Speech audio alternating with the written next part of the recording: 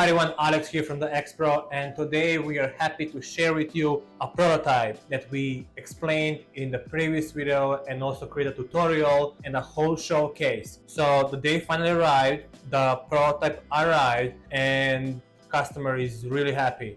This unit is going to be delivered to him tomorrow, but before that we want to show you what's done, and how it's done is already explained. So in this case here we have a final prototype, right? This is what customer wanted. That prototype, the product, is supposed to house this camera light inside. As an input information from the customer, we got idea, brief from him, and also these two enclosures. However, his request was, I want something similar to this, to have a glass on the front, but I want it to be one piece made out of plastic and to have a cover on it. The issue we notice immediately is when he places this light inside his product that he wants to reverse engineer, it's moving, right?